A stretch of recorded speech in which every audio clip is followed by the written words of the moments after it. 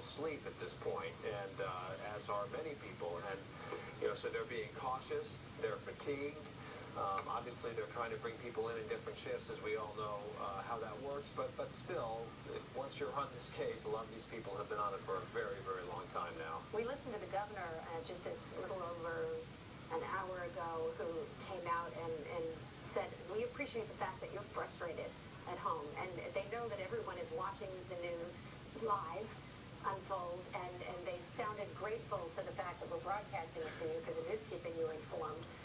But they understand your apprehension, your anxiety over what's going on in your community, and we're apologetic that they couldn't give you more information right now, and it's because they are so aggressively chasing down leads, and they obviously, if this suspect that you're looking at here on the screen is still alive, they don't want to tip their hat and let him know, if he could be watching, where they are, what leads they're following. So they're being very, very careful on what information they're releasing to us and to you, and expressing their gratitude for your patience in this, and the fact that you are all following what they've asked of you, which is to stay inside under lock and key and do not go outside. Social media is just buzzing with this. I think this has been the first real act of terrorism that people have turned to Twitter to express. And if you have a Twitter account and you're watching the reports coming out of some of these neighborhoods, they're instantaneous. A lot of people, and of course last night during this shootout, there were witnesses who were right next door. Okay, we're going to go back to the MEMA press conference. Saying the State Undersecretary for Homeland Security and Emergency Management and the Director of the State Emergency Management Agency. As has been said in prior briefings, the media, you all have been extremely instrumental in helping us communicate with the public, and I need to ask for your assistance again in delivering a message and getting a message to the public.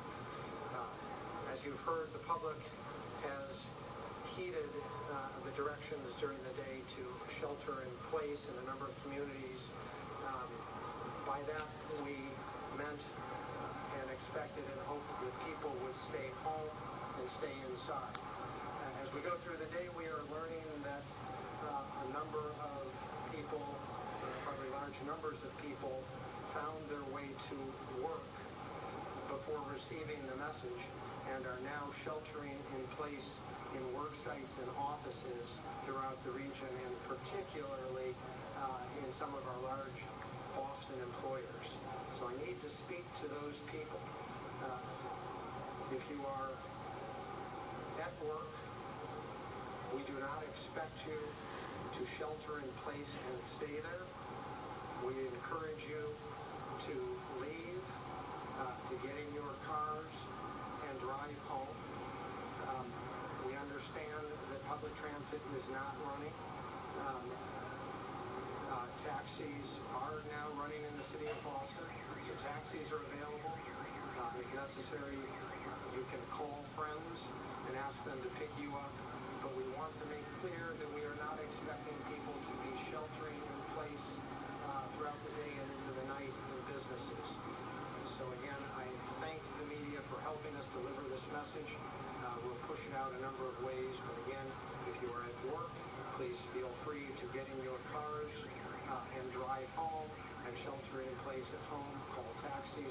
If necessary, call friends to come get you. Thank you very much. Well, it was a very brief news conference. Yeah. Principal message is, if you're at work, downtown Boston, go home.